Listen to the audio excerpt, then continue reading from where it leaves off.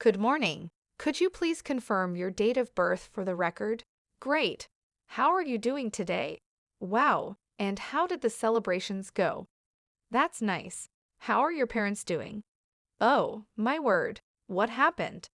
That's reassuring. Anyway, how do you manage everything with your work? And how are you managing stress? That's good. Focusing on keeping the work-life balance is very crucial. Glad to hear that. Let's review your vitals.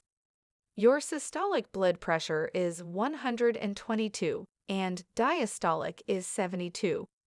Your pulse is 74 beats per minute, no fever, oxygen saturation is at 99% on room air, and your respiratory rate is at 18 per minute.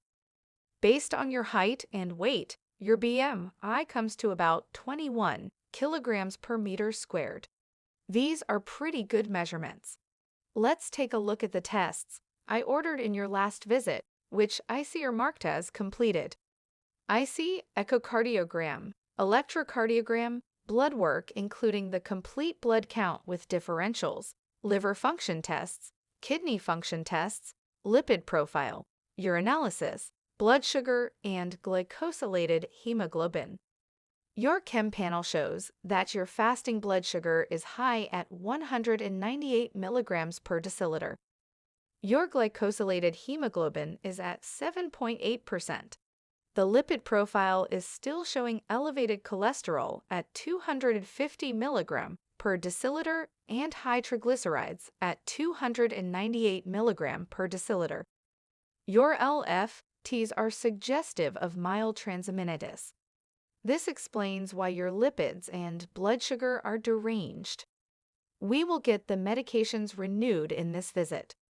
Your electrocardiogram was normal except for sinus arrhythmia, and transthoracic echocardiogram also showed no valvular defects, any regurgitation or stenosis, with a normal left ventricle size and function and no regional wall motion abnormalities. Your prostate-specific antigen is 2.1 nanogram per milliliter, which is in the normal range. That is good given you have a family history of benign prostate hypertrophy and prostate cancer in your grandfather. So aside from your prescription renewal, was there anything specific that brought you in today? Okay. Before we proceed, just need to confirm your past medical history, which as per our records is that you were diagnosed with type 2 diabetes mellitus about 5 years ago, essential hypertension 8 years ago, and hyperlipidemia 10 years ago. You are on medication for all of these conditions. You had a laparoscopic cholecystectomy 10 years ago for cholelithiasis and frequent cholecystitis. Other than what you have mentioned earlier, have you noticed any changes or any unusual lesions on your skin or mucosa? Any hearing loss or any discharge from your ears? Have you noted any episodes of loss of balance or any gait abnormalities? Okay, let's start with your physical exam then. All right, there is no erythema, edema, atrophy, masses, limb contractures, or scoliosis seen overall. I will now examine your extremities. Do let me know if you feel any tenderness or pain. Okay, how about you rotate your neck to both sides and then bend it forward and backward? Do you feel any tenderness or any restriction in the movement? It seems that there is some muscle spasm in the trapezius and the suboccipitals, which are preventing complete extension, and there is also some tenderness when I pressed your spinous processes over the C3 and C4 spine. This explains your cervicalgia. Now let's examine your lower back. Your lumbar lordosis is absent, which is suggestive of spasm of the paraspinal muscles. When I conducted the straight leg raise test, you were unable to go beyond 30 degrees of elevation and winced in pain. This is a positive finding for a nerve impingement.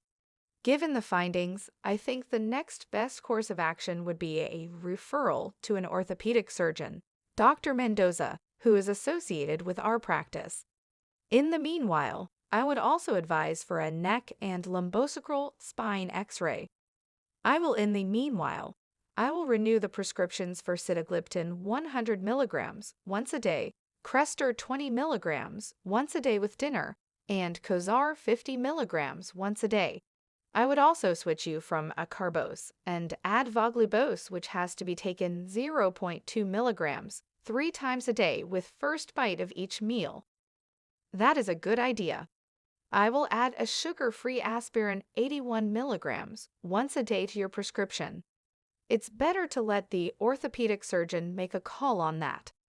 I will be sending the referral to Dr. Mendoza's office to fill you in at the earliest. Sounds good. Oh, and remember to stay hydrated and don't worry much about your father. I am sure he will make a full recovery. Sure, I will see you after 6 months for your follow-up. Take care.